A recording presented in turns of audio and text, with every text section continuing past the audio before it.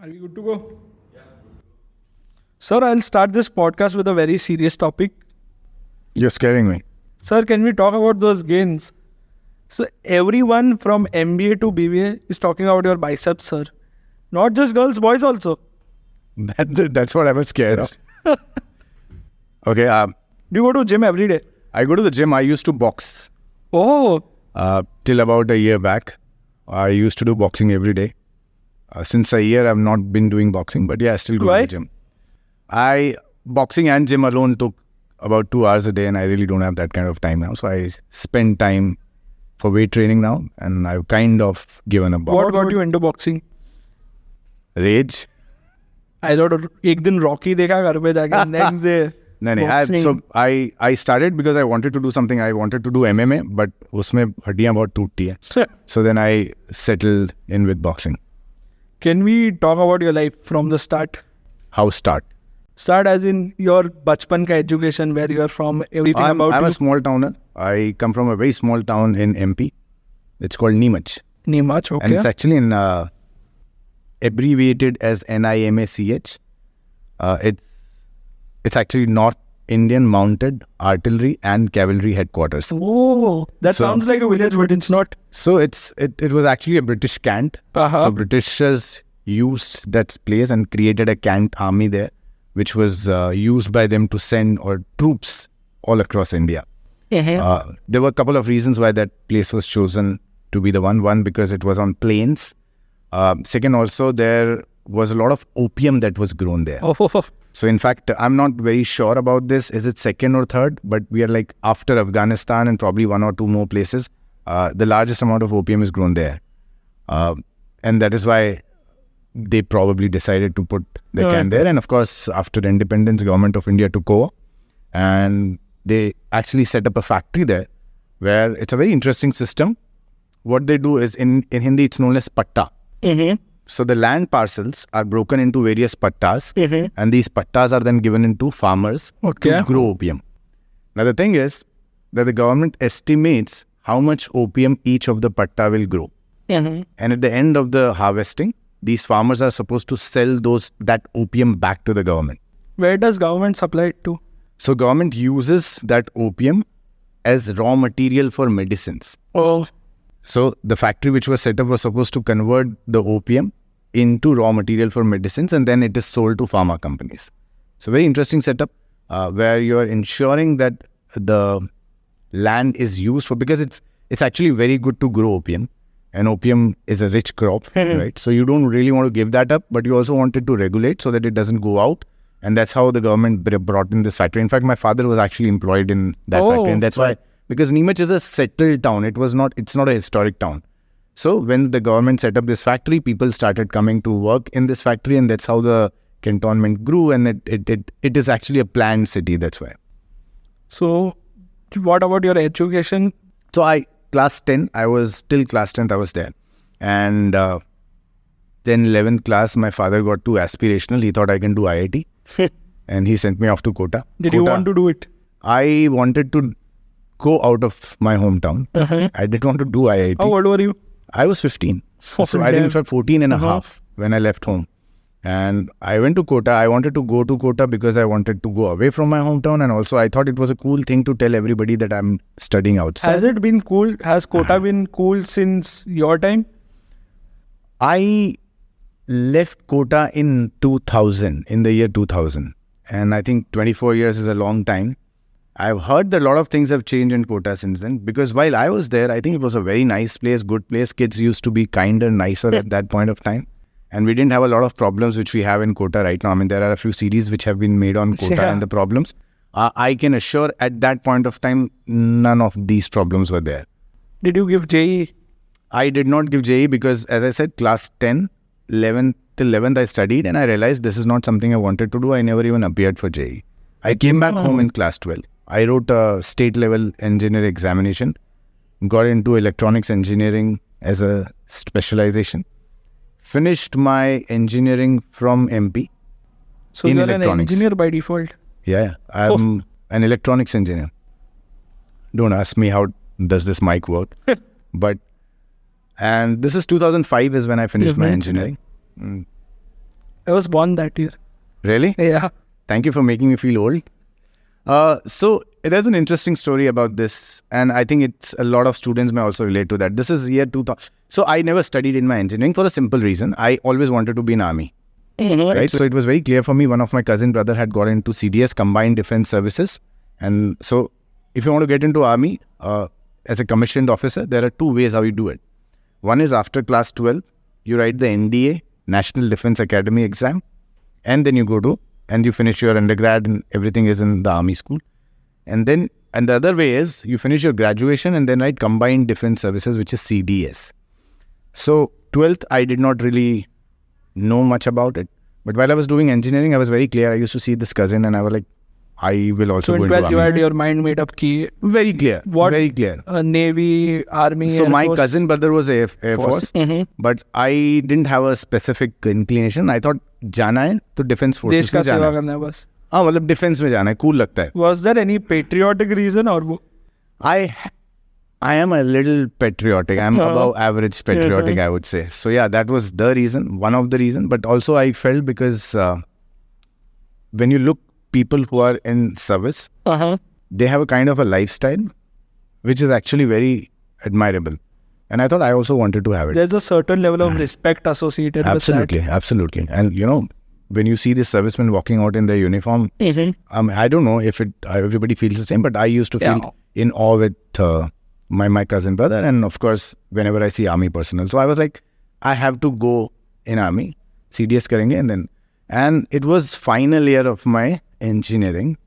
I got a new bike, and because it was the first time I ever had a bike, I used to ride fast, rash, and Average teenage boy story. yeah. So there was some incident. I'll not go into detail of it, but anyway, I met with an accident in 4th year, and I broke my collarbone. These are 2 pieces here, right? And in like jiffy, I was not eligible for army, and this happened in the final year, and I had absolutely no clue what do I do now, because I never thought that I'm going to be a software engineer coding. So I never learned coding because I knew this was not for me. You were just doing the degree for the degree's sake. Degree's sake, right? And I realized now I have to have a plan B, which I didn't have, right? And anyway, the pressure started building in the 4th year, as it does every, with every student, that I have to get a job now. Padhai kuch kahi nahi thi. So, and I did my engineering from a very small town. It's called Mandsaur. Where is it? It's very close to my hometown. It's about It's an 50 MB kilometers in. So, all across the world, there are only 2 Pashupatinath temples. One's in Nepal, Kathmandu. The second one is in Mandsaur. Oh. So I did. My father actually is from Mandsaur. So I had a lot of family in Mandsaur. So I ended up doing my engineering also from one of the institute in Mandsaur. It's called Mandsaur Institute of Technology. How imaginative. So I realized there's no plan B. And what do? And then this is 2005. So I realized and I got to know that the easiest job to get at that point of time is to work in a BPO. Right? Full form. BPO is business process outsourcing, which is / KPO, knowledge process outsourcing, which in slang you can say call center. Did your parents have a reaction to you not doing JE? My parents have been extremely supportive for me all my life. In fact, very, very supportive. Probably so supportive that sometimes I've been too selfish with what I wanted to do. And just because they agreed to whatever I wanted to do, I kind of feel that, a lot of things which I did do in my life were because my parents did not create tantrums or did not really, kind of nudged me in a way which I've seen a lot of parents do their children. Do you think that's a positive or a negative? It's a tough question. I think it has been positive for me because I got to do things which I wanted to do, but it has not been very positive for them because probably I didn't end up doing a lot of things which they may have wanted me to do. Anyway, so I decided that BPO is the easiest thing to crack now. And since it was a small town, we didn't really have any campus placements. No, zero. So none of the companies would ever come to our college. So the trend was people would finish their engineering, go to a Pune or go to a Bombay or go to Hyderabad and then start looking for a job. And this is how everybody was doing it. And there was this company which was Wipro Spectramine. I don't even know if this company exists anymore. So it was a BPO call center of Wipro. So they had come to our campus. It was the first and the only company that came to campus for our recruitment. And I got through that company. And my professor said that reject this offer. I still know the name of the professor. He was called Professor Kanhaiya Samadia. And he said, reject, don't take this offer. I said, sir, मैंने कुछ पढ़ाई नहीं करी पूरी engineering में. मुझे जो नौकरी दे रहे हैं वही बहुत बड़ी बात है. I really don't want to skip this and not have a job. He said, you'll get a job, don't worry. You have my word, you will get a job. In 3 months, if you don't get a job, come to me, I'll get you a job somewhere. I said, okay, and I did not take that offer. Why did he say no? He saw something in me which probably I didn't see in myself. He said, call center is not for you. You can do better. Anyway, so then I followed what everybody else did. I packed up my bags with a couple of friends. I went to Pune. And this is how everybody from small town engineering schools used to do. So they pack up their bags, they come to Pune, take a house on rent. There are always seniors who will help them out. So I also came to Pune. There's this place called Kothrood in Pune. And I remember we took a place, it's a 1 BHK for about 6,000 rupees, 6,000 rupees, about 8 of us living there. And then you start looking for jobs, sending resumes, And I suddenly got to realize that there is Wipro Spectramine in Pune also. So I was very clear. I'll probably take a couple of months. If I don't get it, Wipro, I'll join them. Of course, I'll crack them again anyway. So about a month and so, and I started getting a little nervous. I said, I can't wait for a job anymore. Let me go there. I went to Wipro Spectramine. This is about Friday. I cracked their process. I was supposed to join them in a week. And then we got to know that there's a company, which is a fast-growing IT company, which has come to Bhopal for a joint placement for everybody who's passed out this year. This company was called Satyam Computers Limited. And Satyam Computer was a very fast-growing company at that point of time. While TCS, Infosys, Wipro were big, but Satyam was still one of the fastest ones. And my friends who were not yet placed decided to, of course, go back to Bhopal to write the aptitude test. While I had gotten selected, मैं अकेला इधर क्या करता? So I said, I'll also come with you. So I went there. All of us went in. All my friends and I wrote the aptitude test. I cracked the aptitude, then went GD. I cracked the GD, then I went to interview. And I was very clear I'll not clear the interview because I was an engineer. I was applying for an software company, and I had never written 2 lines of code in my life. So I was very clear, why will they hire me? I don't even know how to code. I went into this interview and questions came in and they asked me and I said, I don't know coding. And I told them why I don't know, because I probably never was inclined to study coding because I had a different goal in life. But for whatever reason, they liked me and they got me in. So this is how I got into Satyam. This is 2005. That was your first job? This was my first job. First job after passing out from engineering. Did the employees have any idea what's going on with Satyam? 2005, still many years before that, right? So I think 2008-9 is How when many Satyam... years were you there with Satyam? I joined Satyam in 2005, 5th or 8th of August 2005. And then all software companies, I'm pretty sure even now it is like that, will have a 2-year bond for all freshers. My joining package, I remember, was 2.03 lakhs. This is what they offered. I don't know. I think it's about 3.5 4 lakhs today. So 2.03 lakhs, and this is a good package to have, right? And I did my engineering from probably tier 3, tier 4 engineering colleges. So I didn't really have a lot of expectations anyway. Anyway, I joined them, and about 2 years, I finished the bond. And the trend is the moment the bond gets over, most of these engineers then switch, right? So did I. I left and I came to Pune, and right after Pune, they sent me to Germany. Did you struggle with your job because you didn't know coding or anything? I did not. Interestingly, I spent 5 years in IT, and I was a developer who did not know how to develop. Right? So I was a developer, and then I went on to become team lead, and then did some bit of project management because I thought that's a good way to avoid coding. Right? If I was in a technical domain, I would have to learn coding at one point or other. And then I realized there are some people who don't code and are still in the organization. These are team managers, project managers, leads, etc. So you inclined towards that job. So I went into that. About 6 months into the job, 6 months in the job, I became a lead. And I said, this is a good place to be. I'm in an IT company. I don't know how to code, but there are people who will code for me, right? So it was a good place to be. So, and then that's the time they used to send a lot of people abroad. Yeah. So I flew abroad. First time I got my passport done in a hush because they were supposed to send me to Germany. And I went to Germany. This is 2008, March. Oh, this is March. So 16 years before, right? So I went to Germany. First time in my life going abroad. Very small town. It's called Heilbronn. There's this Mercedes-Benz museum in a place called Stuttgart in Germany. So this is a very small town next to Stuttgart, right? Spent about a couple of months there. I think about 2.5, 3 months there.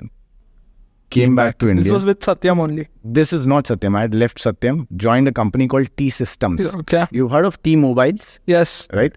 So T-Mobiles, since they were doing a lot of their outsourcing to IT companies, decided to set up their own IT firm, which will work on T-Mobile's projects. And they had, in 2008, very recently opened their arm in India. And they were based out of Pune and I think Chennai and so on and so forth. So I joined their Pune arm, went to Germany. And when I was in Germany, I found out that there's something like this going on in Satyam. Oh. So it was about you a were couple of months after I left Satyam. Came back to India again. And You were with T-Systems only. so 3.5 months T-Systems. So unfortunate events. I left Satyam crashed. Went to, yeah. I joined T-Systems. I was in T-Systems for 5 months. I was in Germany and I realized T-Systems has been sold over to Cognizant. Oh, I was still in Germany. Europe. Yep. I came back to India, so all of a sudden I was in Cognizant without me knowing, right? Without me applying for it because this is a takeover. So I was in Cognizant for a couple of more years, and then I was in Chennai for some time.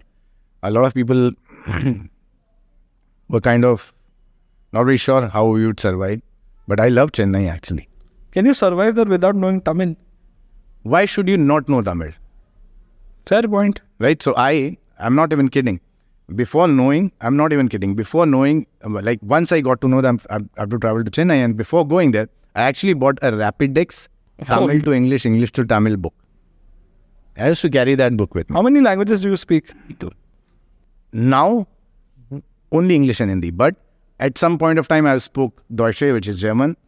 At some point of time, I also spoke a bit of Telugu because I was based out of Hyderabad, Bangalore, a bit of Kannada, and a bit of Tamil. All to only make people happy that the guy is making effort to learn our language. See, I've never been fluent in any language, right? But they're happy. That's what I'm saying. So you try speaking something, you may speak wrong, but they'll help you. And which is what I found in Chennai also. They'll feel happy at least. You can't just go to a place and try and impose your culture. Yeah. मेरे को नहीं आती है तमिल तो तुम मुझसे हिंदी में बात करो, doesn't work. You give it a shot, make an effort, and trust me, people will reciprocate. So I actually had a good time in Chennai. I spent about a few months there. And then I flew to Switzerland. I was there for a year. I was working for my client, which was Novartis. We developed a pricing module for them. So Novartis, of course, is one of the pharma major. They wanted a module which will help them align their prices for various brands across all global markets. So there's a lot of calculations at the back end, right? Because currency exchange, taxes, regulations, It required coding, but I was not into coding, right? I had a team of coders in Chennai as well as Pune. And there's an interesting arrangement how this works actually. So when a client like this gets you on site, you are required not only to work for your company, but for other companies. I'll give you an example. So Novartis, I was part of Cognizant. Novartis wanted somebody to manage their projects, IT projects. So Novartis said, Cognizant, can you give me somebody? Cognizant says, okay, fine, we have somebody. Then I go there. But now once you're there, you're not a Cognizant person anymore. Now you're a Novartis person. Yeah. Now Novartis may be doing IT projects with multiple other partners also. Right? So I was working with Infosys as well as Cognizant to do projects for Novartis. It was a very, very interesting experience. About a year there. This is all in Switzerland. Everything in Switzerland. Basel. Roger Federer's town. Yes. My favorite tennis player of all time. So what's the lifestyle difference between a city like Mumbai and a random city in Europe? It's very calm, peaceful. Mumbai is also safe, so I would not use the word safe. People, I feel, are genuinely nice. I mean, I don't know if it is culture or if it is just that we are too busy in making our basic needs meet, that we are not really very cordial with each other. And when I say cordial with each other, I mean cordial with strangers. I mean, this was first time when I noticed when I went to Europe the first time that random people, if you have an eye contact, they will greet you. Everywhere you go there, if you want something, first you greet, hello, how are you, how was your day? And then do whatever. So I feel there's more warmth there. Now, of course, we would say that our culture is this, our culture is that. I'm sure it is. But I think we are also really entangled into our daily struggles. And that's probably limits our ability to be more cordial, which probably I'm sure we can be. So this is one thing which I really saw. Unlike what a lot of people would believe, their lifestyle is much more sane. And Indians would generally have a perception that Europeans will be partying, Americans will be partying. But no, it's not that. I was surprised to see that. I mean, when I was in Basel, I used to see their dinner is done by 6:37. 7 is late for them. And they're all in. At 6:30, everybody is in. The dinner is done at 6:30. They go to bed at 8:30. And they get up at 4:30 in the morning. So most Europeans, at least I'm talking about Switzerland and Germany because I've been there, start the day very, very early. So it's usually 7:30 for them in the office. Early working hours. And then leave at about, let's say, 3:30, 4 and all. Their day starts early, ends early. And another interesting thing which I saw, again, with not so much with Heilbronn, but with Basel, because Basel is still a big city. Like, I think of Zurich, Bern, which is the capital, and I think third probably will be the Basel. I think as far as the bigger cities are concerned. For how long were you in Switzerland? 1 year. After Switzerland, where were you? So yeah, I mean, it was while I was in Switzerland when I realized that I would like to do something else, but not to do with technology. I don't know why. I think I often, when I sit and try and understand why, I used to deal with a lot of McKinsey consultants there. And I really liked the work which they used to do. So a lot of strategy work, a lot of number crunching, a lot of trying to understand, okay, can we do this way? And I thought, like, this is good work. I mean, I get to apply a lot of my... In fact, what I used to do is, I used to take time out of my schedule and try and sneak into their meetings, and some of them became my friends, so they would allow me to sit in those meetings, and I used to do actual brainstorming with them at that point of time. So there's something which I liked and decided, and I asked them, what do I do for this? And he said, MBA. I said, okay, fine. Where did you do your MBA from? So almost all of them were from INSEAD. And then I checked INSEAD MBA at that point of time would have cost me about 60 to 70 lakhs.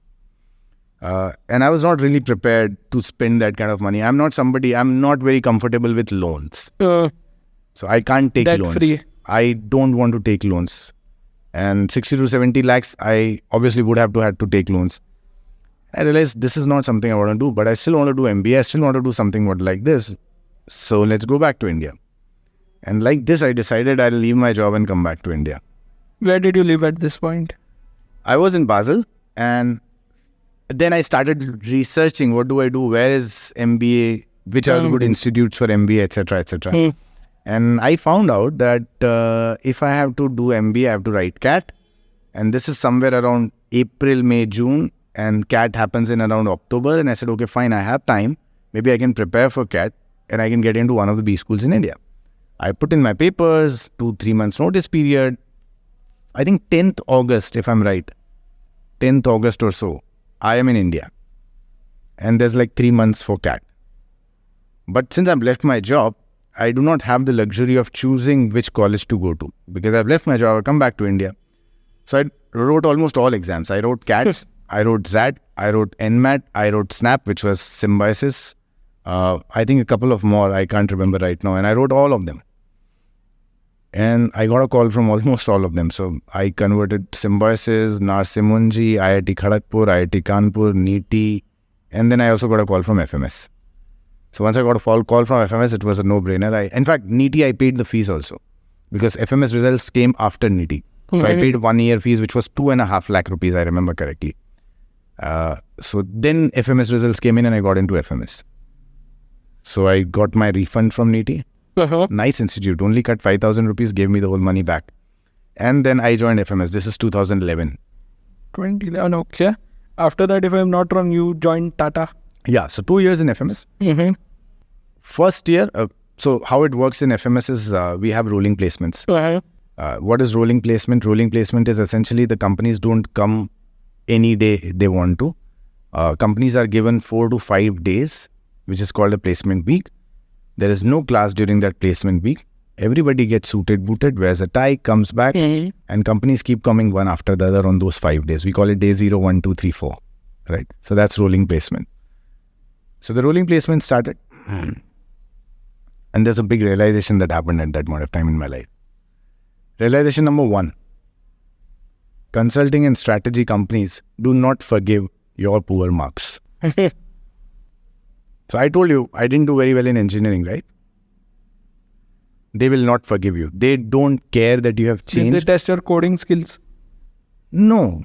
I mean, I'm in the consulting company. So for example, a Deloitte or an EY or a PwC or a Bain, they would not care that you have had experience, you have studied after that, and you are now a different person. They will say 10th mein itna kyo hai, 12th mein itna kyo hai, engineering mein itna kyo hai, you're out. So I did not get a call from any consulting company. I was heartbroken. But I had already found love in marketing. So I had participated in a lot of marketing competitions. I had won a few competitions and I was like, yeah, marketing is something which excites me. I can do that. So then when you are looking at a career in marketing, the top companies are the FMCG companies. Yeah. So the first choice is always Unilever. The second choice is P&G, Reckitt Benckiser, right? Citi, of course banking, but yeah, Citi marketing, Marico, Dabur, so on and so forth, right? So I said, okay, fine. Unilever, day 0 company, I don't get a call. They didn't call me at all. They didn't want to meet me. P&G, no call. Reckitt, no call. Marico, no call. Lost. I was like, what? And like my friends are also as surprised as I was because everybody thought I'll probably crack one of the better companies.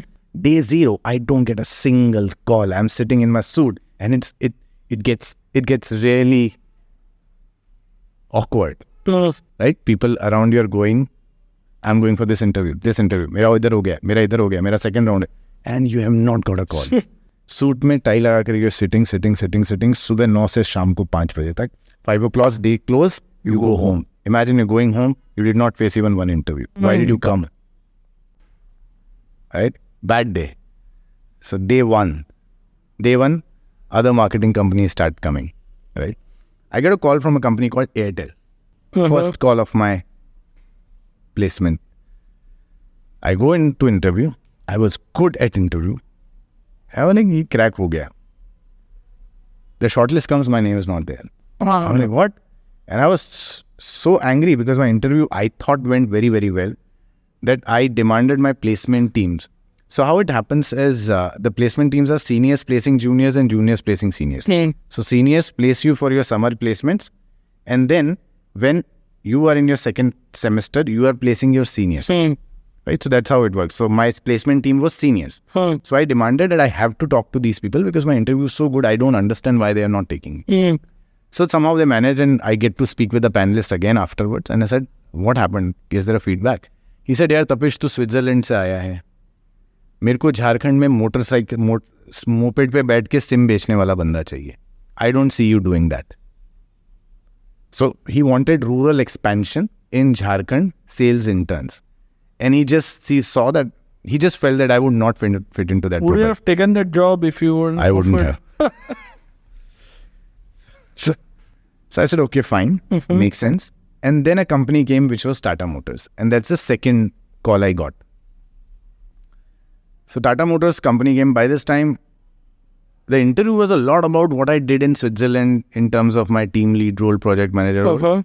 And I said, yeah, what if they bring me again into Tata Motors and put me in a IT tech role? Because I don't want that. That's why I've left. Your worst nightmare. So I clarified that in the, I said, if at all you decide to put me into this, can you please ensure that I'm not pinned into IT or tech? I'm specifically looking for a marketing role.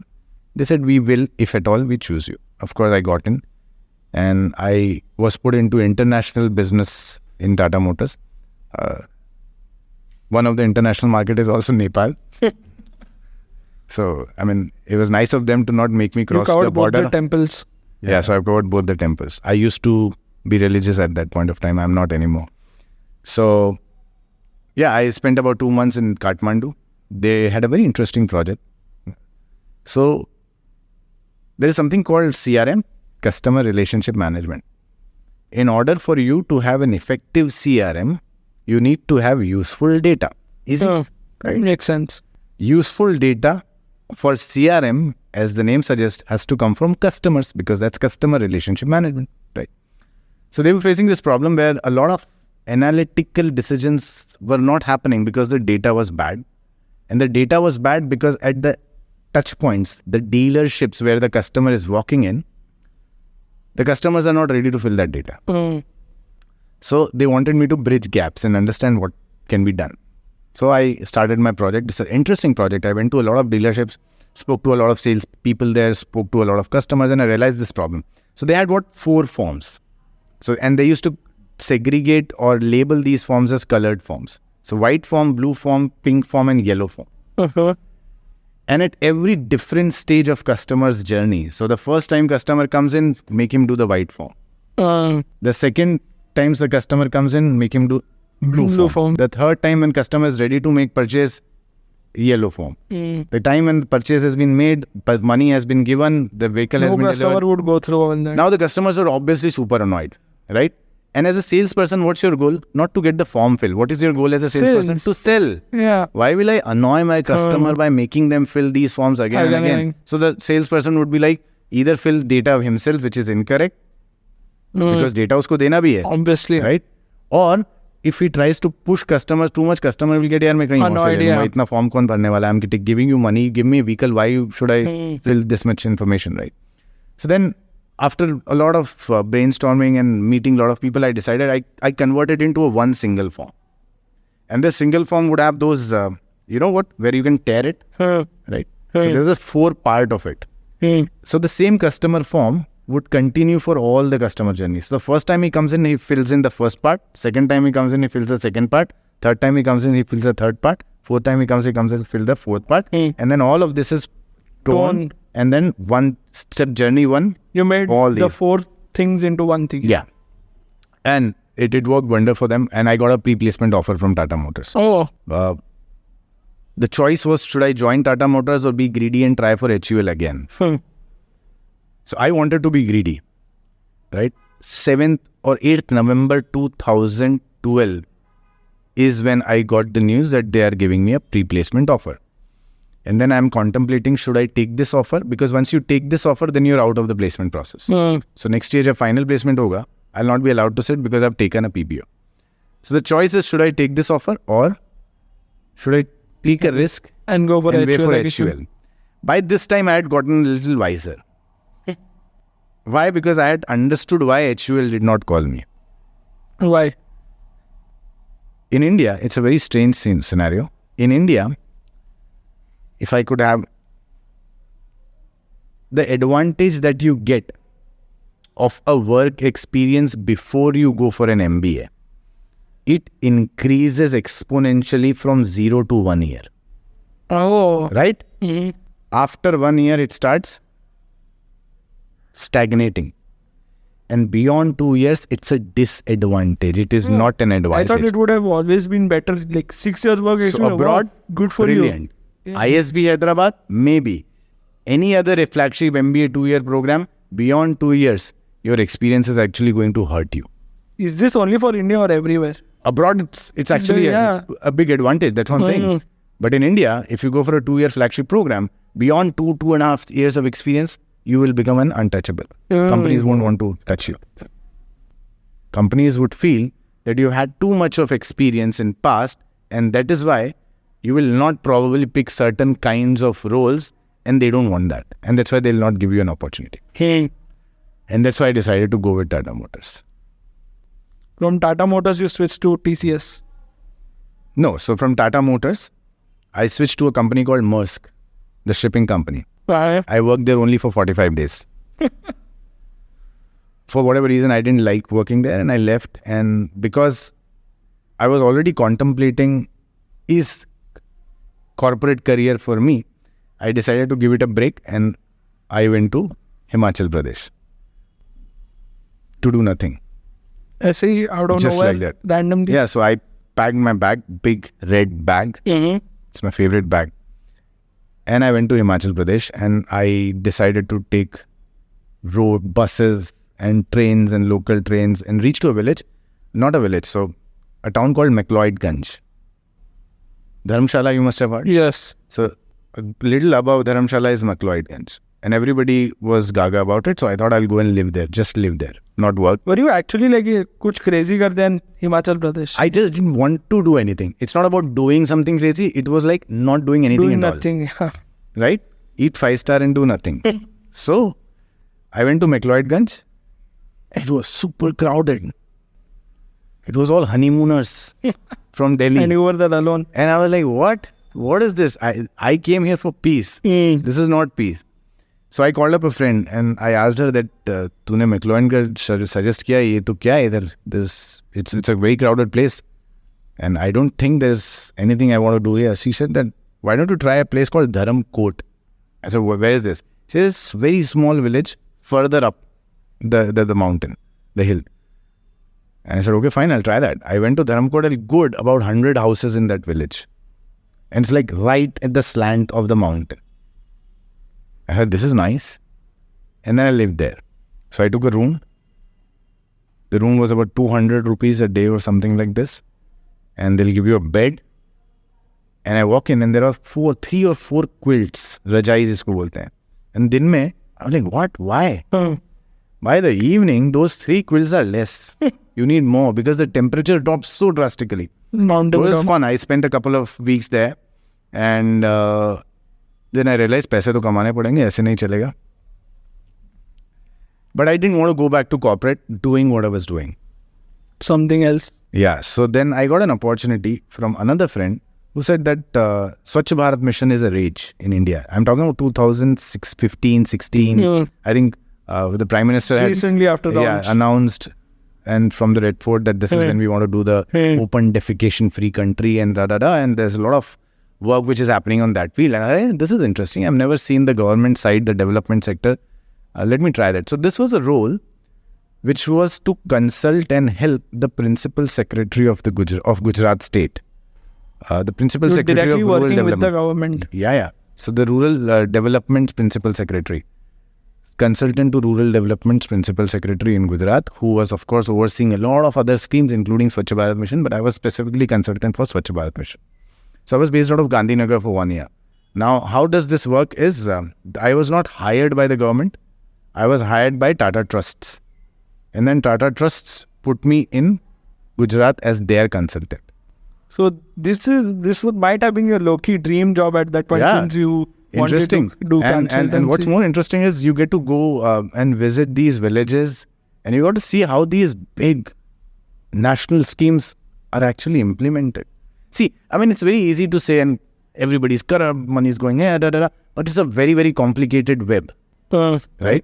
How do you ensure that one person at the helm of it, announces something? How does it trickle down to the last person? So you are witnessing impact Absolutely. directly. I am witnessing how there is actually a family who cannot afford to build a toilet. Hence, the women are going out in jungle. They have to go before 5 in the morning because after that, the sun, rises and they can't go. So women folk has to get up at 4 o'clock in the morning just so that they can relieve themselves before 5 or before the sun sets in, right?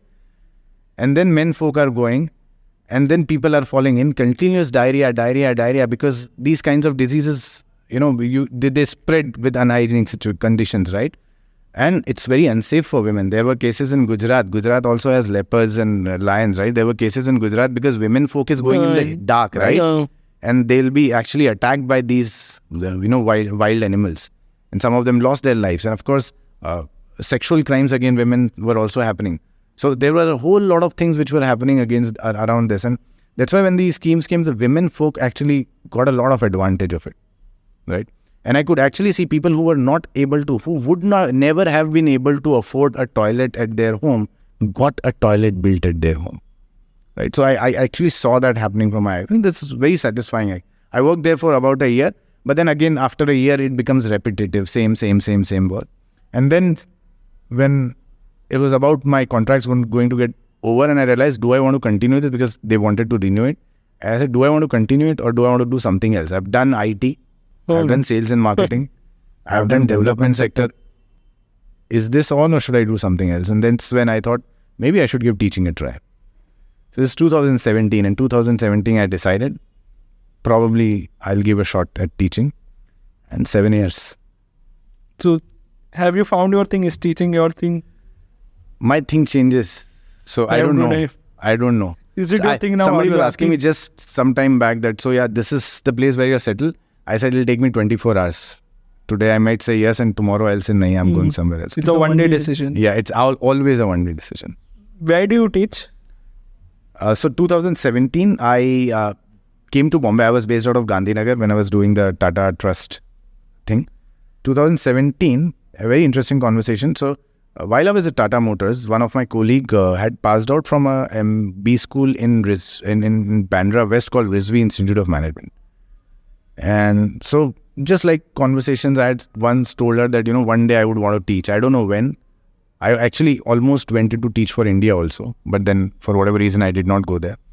So she said, what, if you are sometime interested, I'll tell you. I know my director well. I'll connect with you. I said, okay, fine. So when this thought was coming in while I was in Gandhinagar, I thought maybe I'll connect with her. I said, okay, fine. You were telling me about this. Can I speak to a director? She said, of course, why not? So I used to come to Bombay every month for a meeting when I was with Tata Trust. And I spoke with the director at Rizvi, Dr. Kaleem Khan. And he said, if you're in Bombay next time, come and meet me. I said, okay, fine. This was April. So I met him about 5-10 minutes. We had a chat and he said, "Aajao beta, July se aajao padhao." I said, "ठीक है, पढ़ाएंगे अब. I'll become a professor." I come out and I said, "पैसे तो पूछे नहीं." So I actually did not have a conversation about how much money do I get paid. But he of course told me that, the corporate compensation and academic compensation is a big difference. And I said, yeah, chalega mere ko. No, sure. I live by myself. I don't have a lot of... I don't have loans, debts to pay, and I don't have a very flamboyant lifestyle. So yeah, it'll work for me. So 2017, I came to Bombay and I started teaching at Rizvi. You teach in BSc also? So while I was at Rizvi, I was also a guest prof at Bombay Stock Exchange. Bombay Stock Exchange has a Bombay Stock Exchange Institute where they offer a lot of undergrad and postgrad courses inclined towards finance professionals. Right? So they have BFM, MG, FM, MFT, which is Master in Financial Foreign Trade, Master in Capital Market, so on and so forth. So I taught, a very interesting scenario. So they had a subject called Strategic Management for their first year students. And for whatever reason, the professor couldn't complete the portion and left, and they had exams in about 10 days. So a colleague of mine from Rizvi was also in some way associated with them. And he asked me, "Ye bacche hain, inka paper hai 10 din baad. Will you be able to help them? And we have only about 10 days and you have to complete the whole portion." So in 3 days, I taught them for 26 hours. So morning to evening, Quite a challenge. 26 hours and I finished the course with them. And for whatever reason, the kids liked me, so they got me again. And then I worked with them for about 2 years. Then I went taught postgrads, majorly postgrad. Then I didn't teach undergrads. So that was the only time I taught undergrad. Uske baad, it was majorly postgrads which I taught. So marketing and stuff like that. Do you invest? I invest. I don't trade. I invest. Do you have any investing advice for everyone? No, I'm not the right person to take investing or any money related advice. If I think I'm the last person anybody should talk about making money.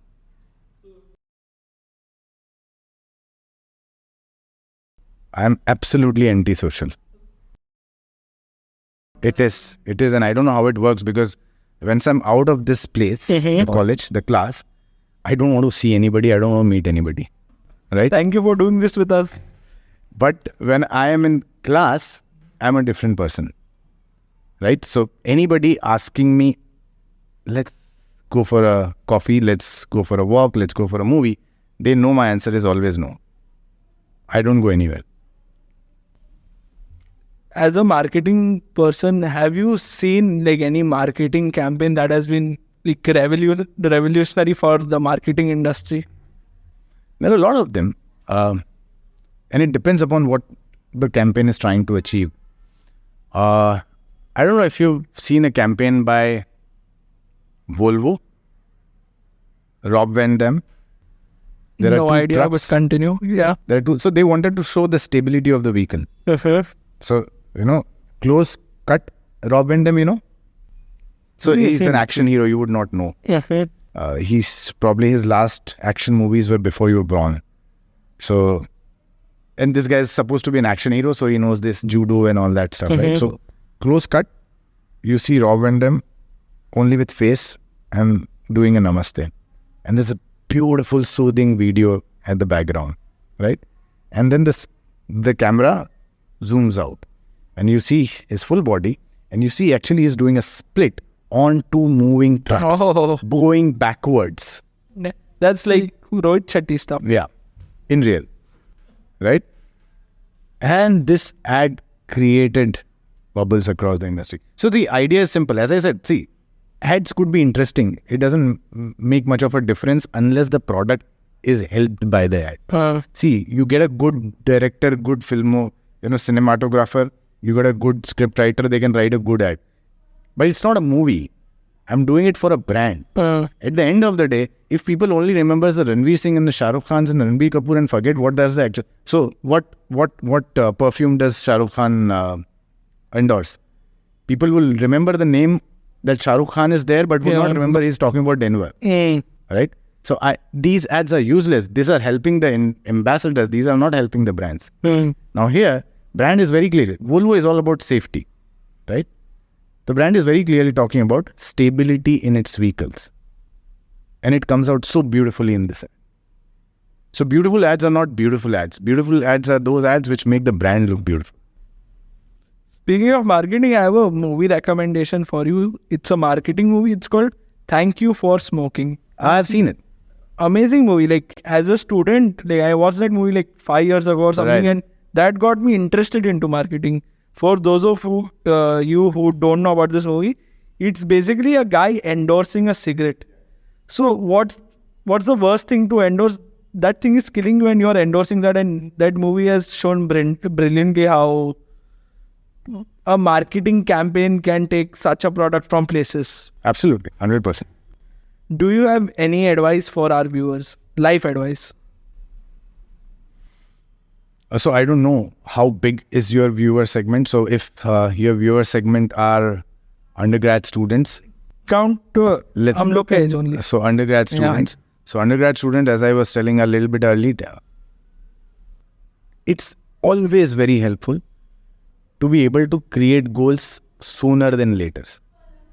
Because and it gets more and more challenging for as we go further. Say for example, I was doing my undergrad in 2005. Right? It's much more competitive now. There's information is democratically available to everybody, right? So it's just a click of internet and everything, every damn thing everybody can know, right? And that's why it's become even more competitive. Since it's become even more competitive, it's even more important to put in your efforts at the right time, at the right place, into the right thing. And if you do not know what is that right thing, you will actually put your efforts here, there, everywhere, which is going to be very, very detrimental. So first thing is, take some time, understand your strengths and weaknesses, look around, have a few mentors, and understand what do you really want to do. Set your goal early. 100%. Please do that. Once you have set your goals, next thing is, how do I achieve my goal? Again, at this age, probably you would not be able to find answer to this question yourself. And comes back to what I just said earlier. Have a lot of mentors. I've seen people who have had mentors early and have had many mentors grow much faster than the people who are doing it by themselves. So set your goals, have your mentors, work hard. Work hard is such a vague advice, right? Work hard. Why? Because coming back to what I just said, information is democratically available, which means just like you have access to certain information, somebody else also has access to that information. Just like you have access to certain network, somebody else also has access to certain network, right? Work hard here would simply mean that you have to put extra effort than anybody else. And last, when you do all this, as an undergrad student, don't forget to live life. Don't be me at 40, what I am, at what you are at in your 20s. Because see, your experiences will shape you. See, today, I don't like to go out, but I've done a lot of outing. I've gone here, there, done a lot of things and all that. And today I feel that, okay, fine, I've had certain experiences, and based on that, I can talk about certain things, I can advise on certain things, or I at least am exposed to certain things. At your age, this cannot be the case. You should be open to meet a lot of people, go to a lot of places, talk to people who you don't know yet, make friends, make strangers your friends, basically be open to all experiences. To grind and relax at the same time. Absolutely at the same time. Thank you so much for doing this with us. It has been a pleasure and honor to share this table with you. Thank you very much for having me. Thank you, sir. Thank you.